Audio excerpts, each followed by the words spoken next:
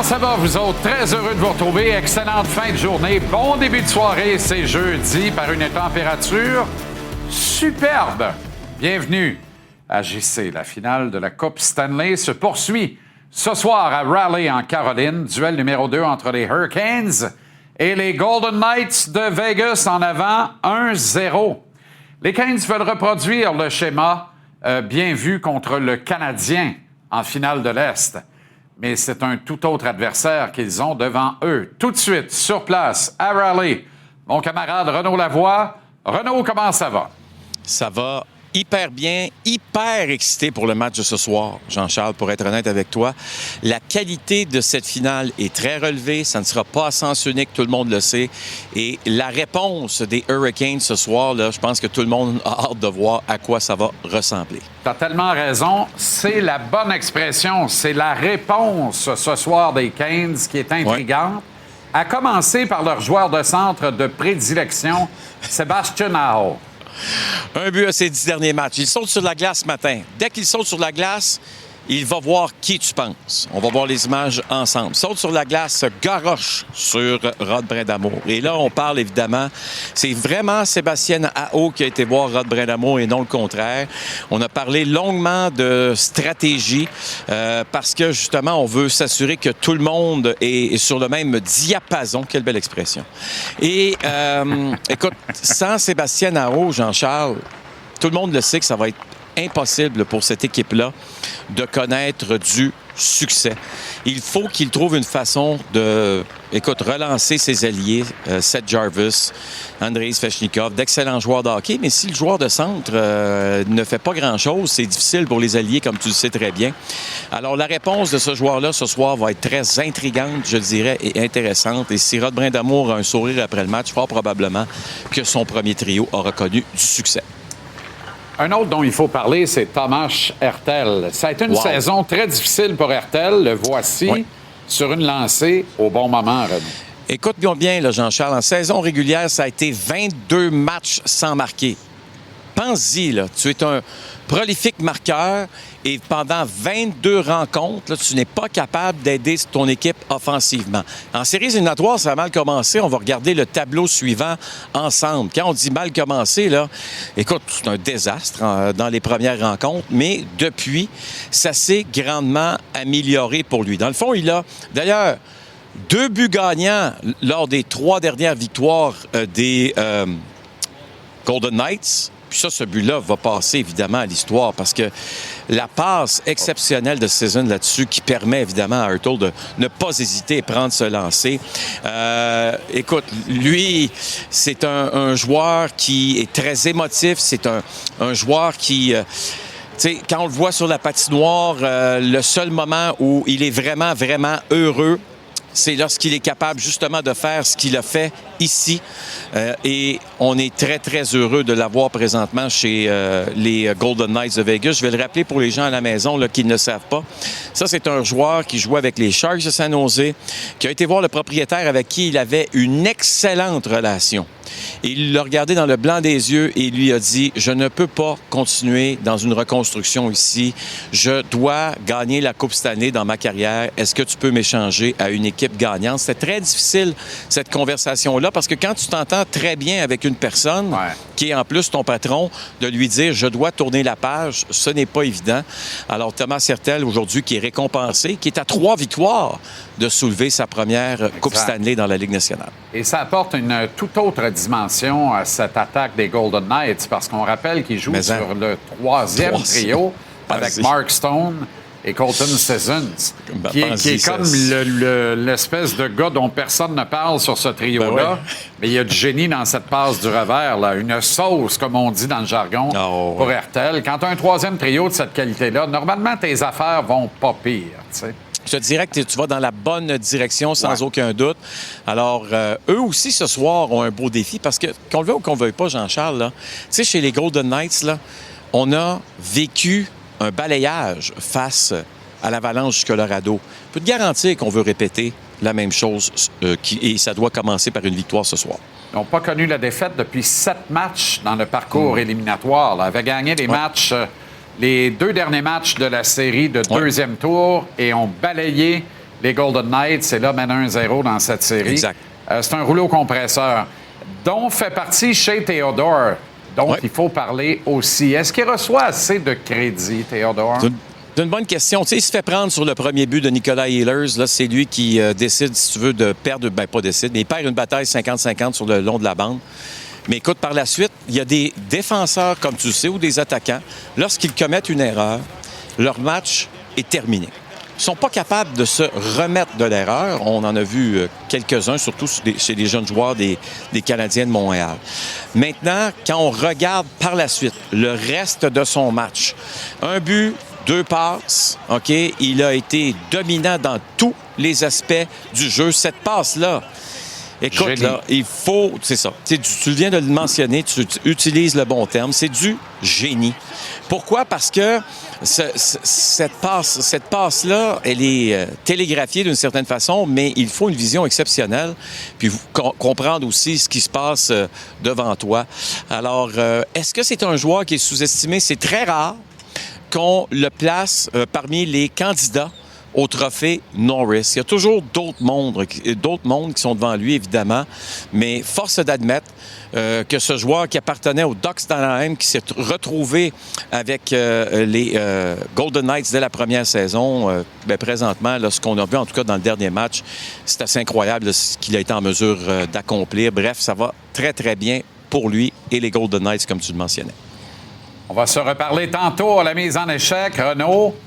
Est-ce qu'on va parler, on rajoute un peu de Dylan Larkin, peut-être, pour commencer la mise en échec, mon Jean-Charles? Je ne sais pas si ça te tente. Ben, il va falloir. Pierre nous écoute, là. Il va falloir. Un petit peu de Dylan Larkin, là, qui a demandé, pour ceux qui ne savent pas pourquoi on parle de ça, une transaction. Imaginez-vous. C'est fou, hein? Le capitaine est la grande inspiration des Red Wings, là. Écoute, là. Exactement. Pas n'importe quoi, là. Pas n'importe quoi. En même temps, il est celui qui devait amener cette équipe à la respectabilité. Il n'est pas de deuxième jour. Mais non, non, mais lui, sais-tu qu'est-ce qu'il a fait, là, pendant qu'on en parle un petit peu vite fait? Il a regardé ça, là. Il a dit, il me reste 4 ans de contrat, on ne gagnera pas la Coupe Stanley d'ici les 4 prochaines saisons. Bye-bye. Bye-bye. Ouais. Est-ce que le Canadien, je te laisse là-dessus, puis on en reparle plus profondément tantôt, est-ce que le Canadien est automatiquement disqualifié par le fait qu'il joue dans la même division? Clause de mouvement, c'est lui qui décide où il veut jouer. S'il décide de jouer cette carte-là, puis il dit, c'est un seul club où je vais être échangé, il arrive quoi? C'est ça la question. À tantôt, Renaud. Tantôt, Jean-Charles. Bye-bye. Nicolas Cloutier est avec nous maintenant. Bon, vous le savez, il ne tarit pas d'éloges envers son idole dans le monde du hockey, Marc Bergevin. Alors, il choisit ce soir d'emprunter les pipes de Burge pour cette conversation. C'est bien joué quand même. J'ai voulu mettre le veston, mais à 28 degrés, je t'aime bien. J'ai décidé de les sortir. OK. Alors, tu nous présentes un dossier qui met en lumière pourquoi Ivan Demidov risque d'être pressé de s'entendre avec le Canadien sur une prolongation de contrat cet été. En même temps, le Canadien est en position de force dans cette négociation-là, à tout point de vue. Là. Je trouve qu'il y en a plusieurs qui sont venus aux conclusions trop vite que, si Demidov n'attendait pas de faire une autre deuxième saison productive dans la LNH, il allait laisser tellement d'argent sur la table. C'est pas aussi simple que ça, en fait, parce qu'il y a des nouvelles règles là, qui entrent en jeu le 16 septembre. Et si on peut les montrer à l'écran, donc la limite d'années qui passe à 7 ans, les bonnies ne peuvent pas excéder 60 % de la valeur totale du contrat, les bonnies à la signature. Et le fameux front-loading, Jean-Charles, le front-loading, c'est tellement intéressant parce que ça te permettait de mettre tellement d'argent dans tes poches dans les premières années du contrat. Mais maintenant, la pire année en termes de salaire sur ton contrat doit être 71 % de la meilleure année. Alors, carrément, tu ne peux presque plus front-loader. Et si tu peux plus passer de 11 millions à 2 millions. Ben voilà. Mais tu sais comment ça marche, hein? Les Anglos appellent ça TVM, Time Value of Money. Une pièce aujourd'hui vaut plus qu'une pièce demain parce que tu peux accroître de l'intérêt, tu peux la placer. Alors, un joueur veut l'argent dans ses poches hier. Pas aujourd'hui, pas demain. Il aimerait ça l'avoir hier, donc le plus vite possible. Et si on peut vous montrer concrètement ce que ça donne. Donc, si on donne 9 millions par année à Demidov avant le 16 septembre, contrat de 8 ans, 72 millions, Bien, si tu lui donnes la même proportion de boni à la signature que Hudson, ça lui donne 55,9 millions en boni à la signature. Ça veut dire qu'il pourrait recevoir quelque chose, là, juste avant la première année de son contrat, là, il pourrait recevoir quelque chose comme 11 millions en boni à la signature avant même de jouer au hockey. Ce que Hudson va toucher là, en septembre. Exactement, en septembre. Il n'aura pas mis un patin sur la glace encore, là, Lane Hudson. Et là, après, si on donne 9 millions par année à Demidov, après le 16 septembre, ça devient un contrat de 7 ans. On passe à 63 millions, évidemment, mais regardez les bonis à la signature. On tombe à seulement 37,8 millions. Puis là, j'essaie de regarder l'envers de la médaille pour essayer de comprendre un peu le point de vue de ceux qui conseilleraient à Demidov d'attendre. OK, Demidov, là, énorme deuxième saison dans la Ligue, pas de sophomore slump, 80-90 points.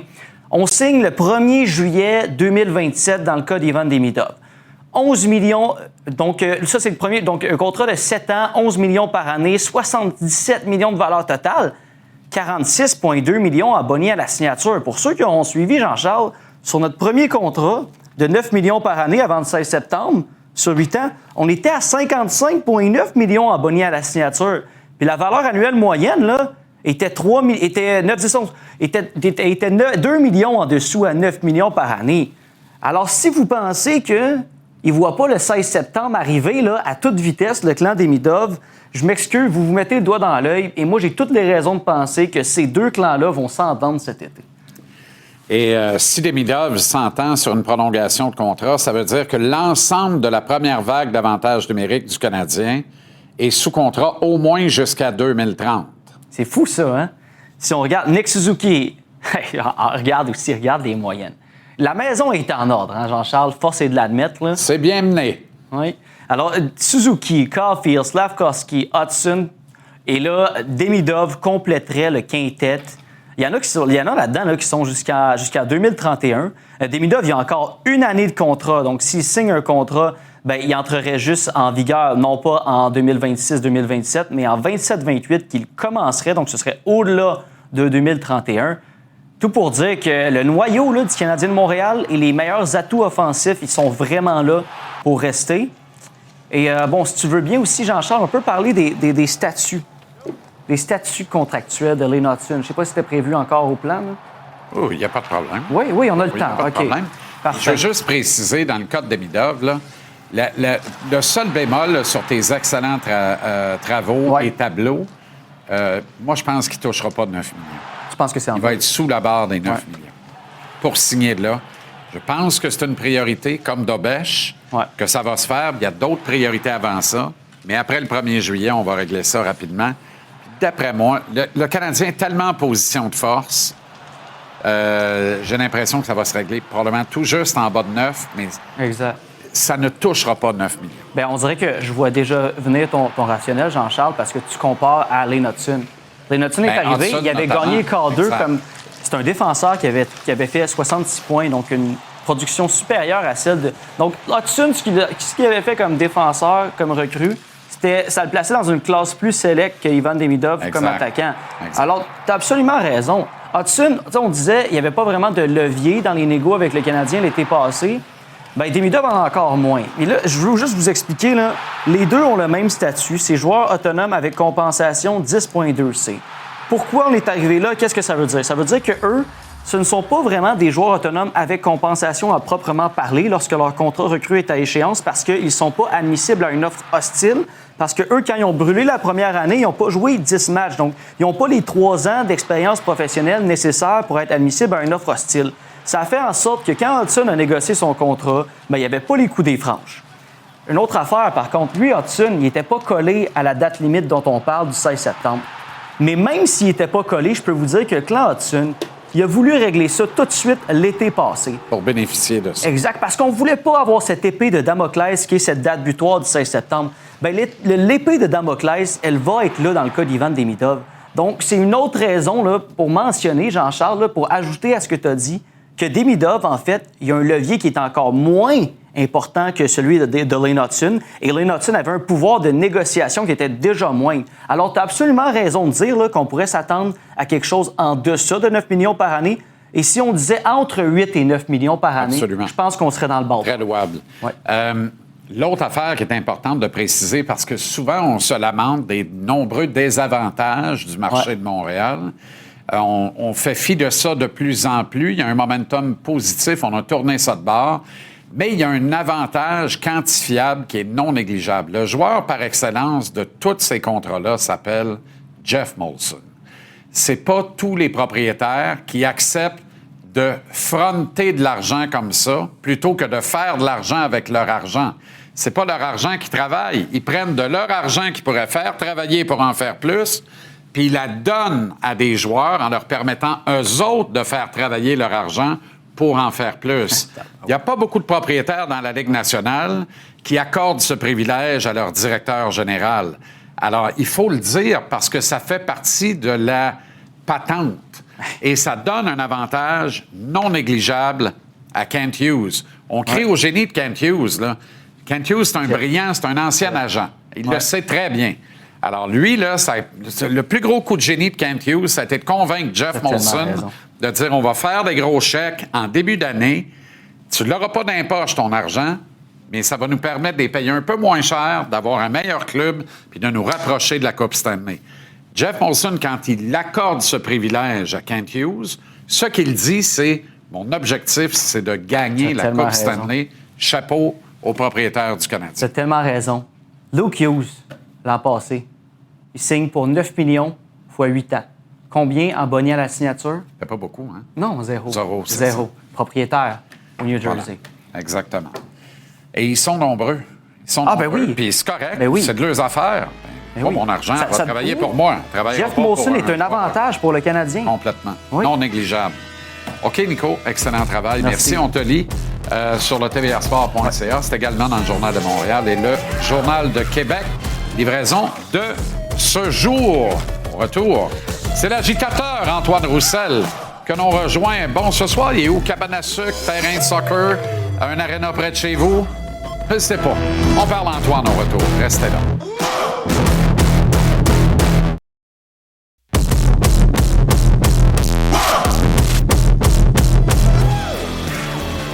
On va rejoindre Antoine Roussel. Je m'interrogeais à savoir il était où avant la pause. On ne le sait toujours pas, mais on se fait une affaire. Il était en bedaine. Alors, ça se passe plutôt bien quand même, cette période estivale pour Antoine, par une chaleur, ma foi, très accueillante pour les torse nus en cette période de repos.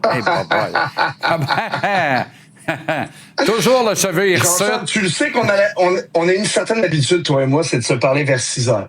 Donc, je suis arrivé de l'érablière, décompressé. Puis là, écoute, ça change un peu, ça perturbe ma routine. Fait que là, écoute, et en effet, j'étais sur le bord de la piscine, à un endroit qui était resplendissant, faut un temps soit dit. Et c'était parfait comme ça. Et écoute, tu sais qu'est-ce qu'il y a de mieux? C'est de te parler. Et ça, on est capable de mettre ça de côté pour un petit 5 minutes avec JC. Ben ça, c'est parfait. Puis, tu sais quoi? T'as failli être dans le bloc 1, item 2, pour tout dire, là. Fait que t'as failli être 10 minutes plus de bonheur. D'après moi, on te manquait. On te pognait dans le creux. C'est ça que je ne l'entendais pas à ce moment-là. OK. Alors, on vient de parler du dossier d'Ivan Demidov. Excellent dossier de Nicolas Cloutier. Qui nous rapporte et nous ramène à l'ordre sur les règles qui changent le 16 septembre prochain dans la Ligue nationale, à savoir que là, on ne pourra plus verser des sommes faramineuses en boni. Ça va être plafonné sur les contrats. On ne pourra plus signer des ententes de 8 ans. Autrement dit, toutes ces nouvelles règles fiscales avantagent et donnent un pouvoir inouï aux Canadiens pour s'entendre à long terme avec Ivan Demidov une fois le 1er juillet venu. Alors, et l'égal de Lane Hutson, en fait, il y a 1 an, tu sais, tout le monde disait, ça se peut pas qu'il ait signé à ce prix-là, mais Lane Hutson a signé à ce prix-là parce qu'il pouvait encore signer pour 8 ans, puis il pouvait encore avoir des bonis faramineux. Il y a 80 de l'argent de Lane Hutson qui lui est versé en boni, Antoine. Alors, est-ce qu'on va capitaliser là-dessus et s'entendre avec Demidov? Et est-ce que le clan Demidov est un peu menotté avec ça, selon toi?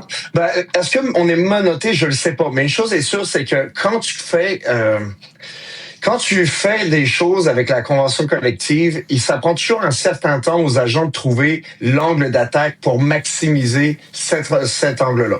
C'est-à-dire que on l'a vu avec la précédente convention collective, on a mis un cap salarial, on a trouvé un moyen justement de faire un avantage à ça en donnant des contrats vraiment qui étaient plus volumineux sur le début du contrat comparativement à la fin, tandis que le cap salarial a toujours été calculé en fonction de la moyenne. Mais tu vois, là, je vois cette chose. C'est clair que on va vouloir maximiser ça aussi. C'est clair que les propriétaires étaient tannés aussi d'avoir des joueurs qui avaient on appelait ça, tu sais, mettons des contrats garantis, mais tu sais, avec une protection par balle. Là. Fait que tu pouvais pas vraiment te faire mal pour les joueurs. Je pense que les propriétaires étaient tannés de cette situation-là. Tu sais, je pense notamment à Vancouver avec Lou Eriksson, qui a été mon coéquipier, un excellent coéquipier. Puis quand je dis ça, c'est que lui à ce moment-là avait un contrat qui était béton, qui pouvait rien faire l'équipe,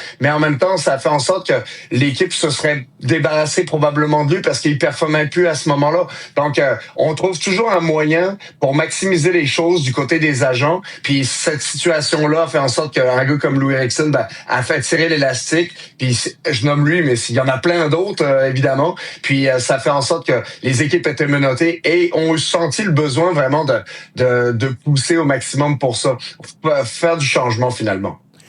Comment t'accueilles la nouvelle selon laquelle Dylan Larkin a demandé à Stevie Y de l'échanger avec encore 4 ans à écouler à son contrat? On a tout construit autour de lui à Détroit et voilà qui veut quitter le navire alors qu'il prend l'eau encore. Ben écoute, es-tu fâché après un joueur qui est là, ça fait une dizaine d'années, même un petit peu plus, pour justement voir quelque chose ailleurs, pour avoir l'opportunité justement de rebondir puis de goûter aux séries année après année. Tu sais, si je suis Dylan Larkin, pour moi, tu me poses la question, Jean-Charles, c'est y répondre. Je me nomme Dylan Larkin, je veux faire les séries à chaque année. On n'est pas capable de les faire à Détroit. Maintenant, il faut quand même être prudent dans cette situation-là. Dylan Larkin, j'ai pas analysé son jeu comme j'ai analysé le Canadien durant toutes ces séries éliminatoires. Je suis pas capable de dire que je le veux à tout prix. Mais il aiguise ma curiosité, déguise ma patience aussi parce que je veux savoir exactement à quoi j'en ai affaire. Est-ce que c'est un vétéran qui est plus nécessairement capable de jouer comme il l'était? Puis, écoute, il est encore jeune, somme toute, mais il reste que ce genre de joueur-là, ça arrive pas à tous les jours sur le marché. Faut aller chercher l'information. Faut faire en sorte que, justement, on ait un background check sur ce gars-là. Puis, faut regarder les matchs. T'as pas le choix. Si tu évalues un joueur comme ça qui peut changer la tournure de ton organisation, t'as pas le choix de regarder quand il était à son meilleur dans les 5 dernières années. Les directeurs généraux vont être occupés dans les prochains jours justement pour s'assurer que le genre de hockeyeur qu'on a, c'en est un bon et que ça fait en sorte que t'aies le goût de faire une offre ou pas. Match numéro 2 ce soir en 5 secondes. Est-ce que les Canes refont le coup cette fois aux Knights? Non, monsieur. En 1 seconde. Encore les Knights. Ça, c'est ta réponse la plus courte de la saison. J'entends le gars qui dégoûte partout dans son bureau parce que son maillot a pris l'eau puis il doit retourner dans la piscine. Salut Antoine, merci infiniment. Marinaro, Tonino Bello au retour.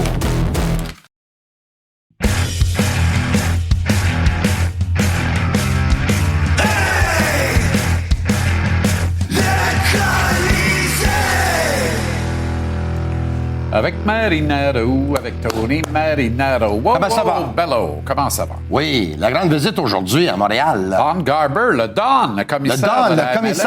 Le commissaire. Est-ce que tu trouves que c'est très positif, la démarche d'aujourd'hui? Mais la démarche aujourd'hui, c'est Don Garber, le commissaire de la MLS, Major League Soccer, a visité les installations du Stade olympique pour voir où est-ce qu'ils sont rendus avec les rénovations. Mais écoute, il est venu ici tout simplement pour dire au gouvernement, vous devez aider, sinon, c'est pas mal ça qu'il a dit, parce qu'il a dit, le Stade Saputo, c'est un stade version 1.0. Rendu là où est-ce qu'il est rendu la Ligue, peuvent plus jouer des matchs au Stade Saputo. Puis, Don Garber dit qu'il est prêt à une éventualité que le CF Montréal joue leur match au Stade olympique et peut-être quelques matchs au Stade Saputo. Mais pourquoi il est si désuet, le Parc Saputo? Moi, je trouve qu'il y a des stades bien plus maganés que ça à travers la MLS. Je comprends pas pourquoi on met de la chaleur sur Montréal. Il y a bien des chats fouettés ailleurs dans ce ligue-là. Il y a des stades qui n'ont pas d'allure. Puis il n'y a pas de... Puis tu sais, on peut parler des jauges, là, des capacités. On n'est pas si parents pauvres que ça, une capacité d'un peu plus de 21 000 à Montréal, là. OK. Il n'y a pas assez de loges corporatives. Un.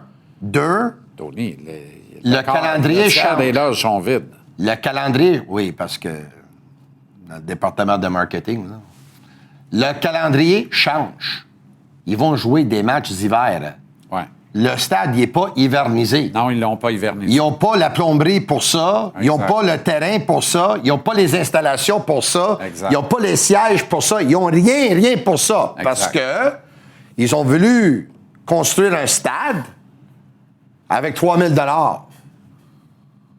Ça ne marche pas de même, là. Ouais. Non, je suis d'accord. J'exagère pour faire un point. Maintenant, mais ce qu'il faut que tu comprennes, je vais juste finir avec ça, c'est que, encore une fois, là, le stade, on nous l'avait présenté, comme tu t'en souviens, là, au Mel's. C'était là que tu es supposé d'être le stade. Ouais. On a fait de la conférence de presse, toute la patente, tout. Le nouveau stade va venir ici.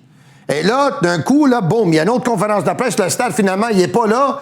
Il va être dans l'est de la ville. Parce que peut-être, puis je spécule, peut-être la ville a fait une offre à Joey Saputo, comme quoi, une offre que lui ne pouvait pas refuser pour bâtir son stade-là parce qu'eux autres voulaient revamper l'est de la ville, parce que l'est de la ville, il n'y avait pas beaucoup de vie qui était dans cet endroit-là. On veut ranimer le village olympique. Là. On voulait ranimer le village olympique. Et là, ils ont montré à différentes compagnies de construction leur projet de stade. Puis, plus important, qu'est-ce qu'ils voulaient payer? Donc, il y en a un qui dit, non, moi, je peux pas faire le projet que tu veux à cet argent-là. Il y a l'autre qui a peut-être dit la même chose, puis l'autre qui a peut-être dit la même chose. Puis, à la fin, ils ont construit un stade qui est beau, avec peu d'argent. Ça n'a pas été dispendieux.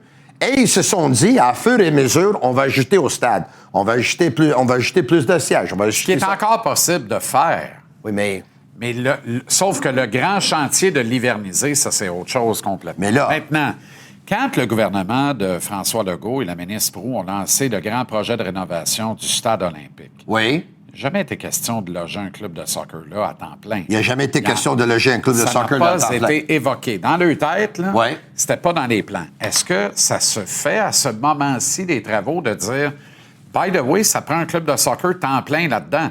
Moi, je suis même pas certain que la nouvelle configuration est permissive pour un terrain de soccer. Et on le sait, là, le stade olympique, c'est inhospitalier, Tony.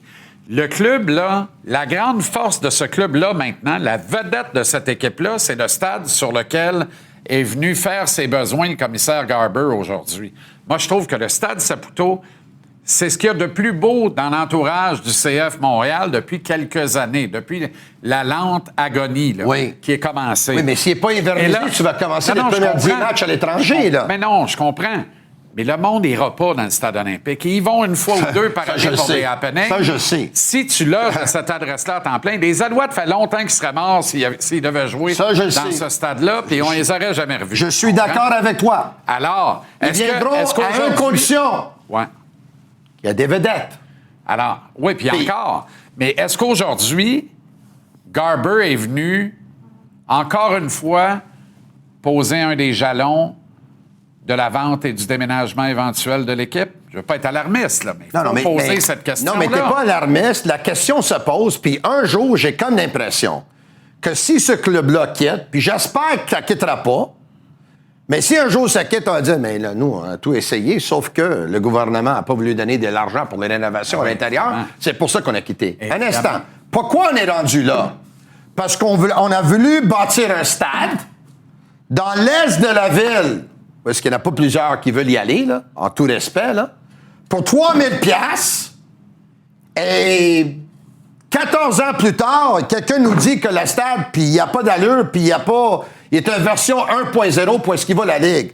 Mais je m'excuse, mais si tu bâtis un stade, est-ce que tu te prépares pas à toutes les éventualités? OK, je prépare un stade. OK, je fais un toit, mais le toit va être rétractable. Comme ça, s'il fait de la pluie, je peux fermer le toit. S'il fait beau dehors, puis ça fait 30 degrés durant l'été, Si c'est j'ouvre l'hiver, le toit. on joue en dessous du toit. Si c'est l'hiver, puis on fait de la plomberie en conséquence, on fait le terrain en conséquence. Non.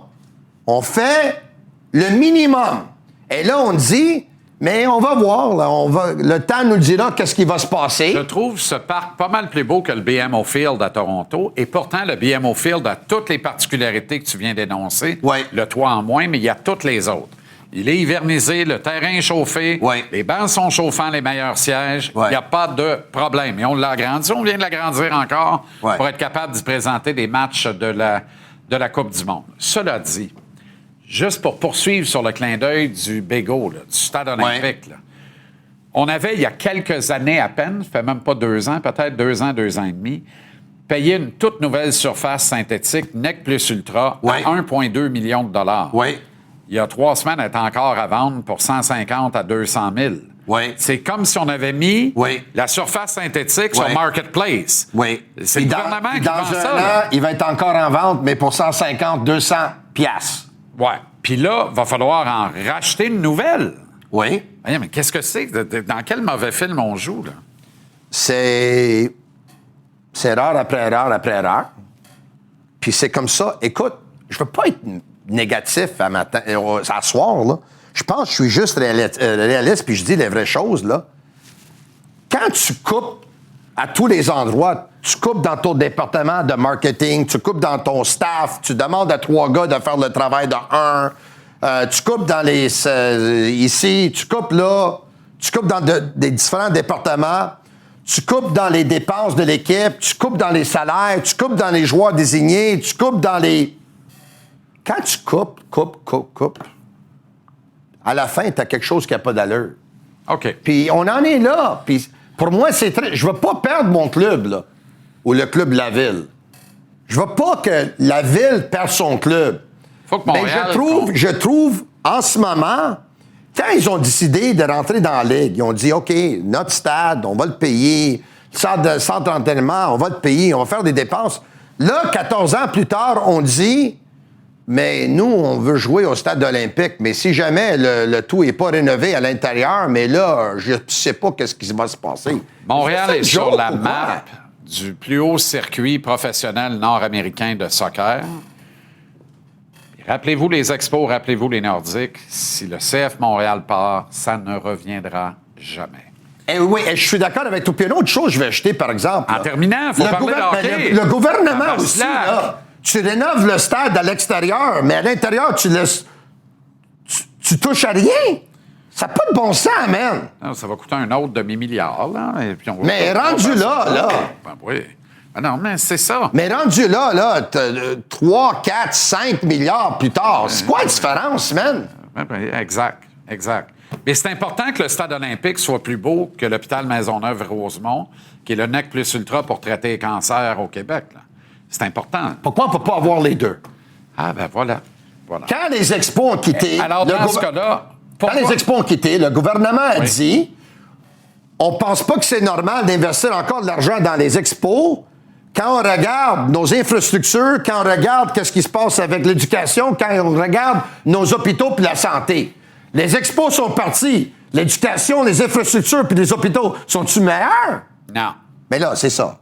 Pourquoi on ne peut pas avoir tout? Avoir tout, c'est-tu avoir Dylan Larkin aussi? Non, merci. Moi aussi. Mais c'est un bon joueur, par exemple. Un bon joueur de hockey. Puis il fitterait dans le club de hockey canadien à cause de son coup de Plusieurs patin. en rêvent, plusieurs salivent. Mais pensez que les Red Wings vont échanger Dylan Larkin aux Canadiens. Ça n'arrivera pas. Voyons donc. Et ça aussi, écoute, je veux À pas moins qu'on dire... donne Suzuki en retour, ce qu'on fera jamais. Tu sais, Dylan Larkin, là, des matchs sous pression, il n'a jamais su élever plus son... tranquille, hein? Ouais. Exactement. Bon joueur, par exemple. Très bon Puis joueur le de hockey. Canadien serait meilleur avec lui. Oui. Mais les Red Wings n'échangeraient pas Dylan Larkin à Montréal. Et il y a des gars que moi, personnellement, je préfère à Dylan Larkin. Moi aussi. Mais en même temps, Larkin rentre à Montréal, il n'est pas plus haut que 5 ou 4 dans la hiérarchie. À Détroit, il est 1. Et c'est ce 1-là qui est lourd à porter pour lui, Oui. j'en ai bien l'impression. Oui. Est-ce que Ils l'ont pas aidé beaucoup. Il faut dire qu'ils l'ont pas aidé beaucoup dans les dernières années. assez. Là. Et c'est Steve pour ça qu'il Yzerman veut n'a pas partir. fait un assez bon travail pour monter un bon club Exact. à Détroit. Là. Est-ce que Suzuki gagne le Selke demain? J'en suis convaincu que oui. Moi, tu as une bonne affaire de fait. Est-ce que les Canes rebondissent ce soir? Je suis convaincu que oui. Oh! Pour vrai? Rod Brind'Amour, la dernière fois qu'il a perdu un match contre le Canadien, il a regardé la cassette, ils ont fait des sessions de vidéo, puis il a dit on va rebondir. Puis il a dit Slavin, là, c'est le pire match que j'ai vu. Là, qu'est-ce qu'il a fait après le dernier match? On n'a pas été bons, ils ont fait des choses contre nous autres, on va s'ajuster, puis en passant, si notre premier trio ne se réveille pas, on n'a pas de chance de gagner cette série-là. Donc, je pense que le premier trio vont se réveiller ce soir. Ouais, c'est intéressant. C'est une bonne série. Je Merci. souhaite quasiment pour qu'elle s'étire un peu et que le plaisir perdu. J'espère C'est que du oui, bon parce gros hockey. que et c'est pour ça que je souhaite aussi la victoire des Hurricanes, parce que si Vegas gagne ce soir, là, bonsoir, bon match. Ciao, Bello. Ciao, ciao, bye-bye. Mathieu Bédard nous parle d'eux, les Alouettes. Ils ouvrent ce soir à Hamilton. Et Matt Palushis est avec nous en studio.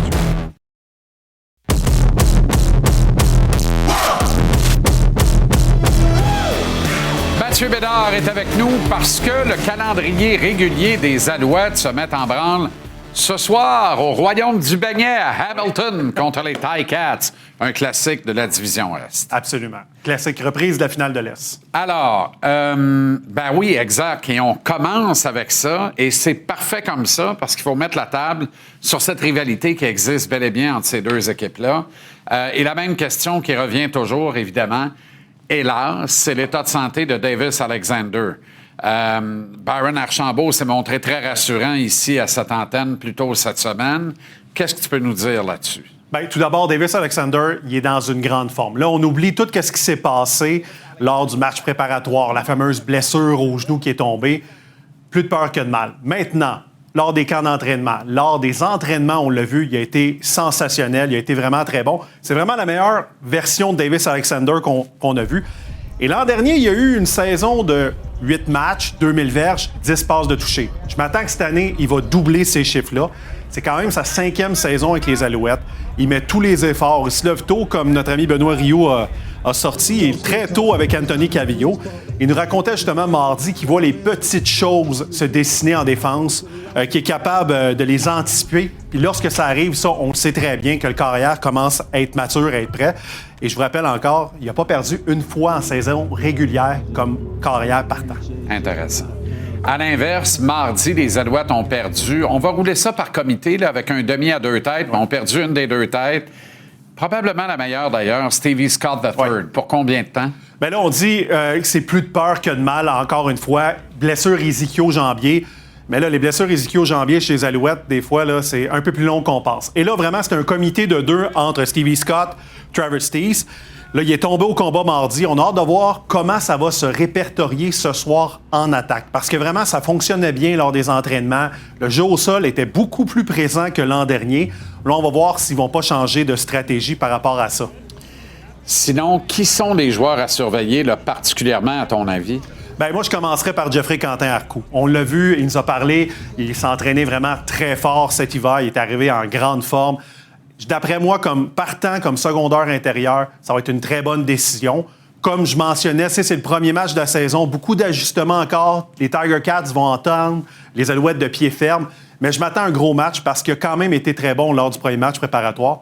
Marco Dubois, l'ancien du Rouge et Or, qui maintenant, il y a un mois à peine, était avec le Rouge et Noir d'Ottawa, qui est maintenant se joint avec les Alouettes. Lui, il voulait embarquer dans cette culture-là gagnante des Alouettes. Il voulait vraiment, et il l'a dit ouvertement, il veut remporter la Coupe Grey et être dans cette culture-là. Les gens vont apprendre à le connaître. J'ai hâte de le voir sur le terrain. Puis je termine peut-être en vous disant, la semaine prochaine, vendredi 12 juin, c'est le premier match à domicile des Alouettes. Allez au stade, il fait beau, c'est une superbe température pour le football. Mathieu Bédard, merci infiniment. On te retrouve plus tard ce soir à la boxe. Il est partout. Voilà. Call him Jesus. Hein? OK. Présent. Bonne soirée. Merci. Salut. Maple Licious. Ooh, ooh, ooh.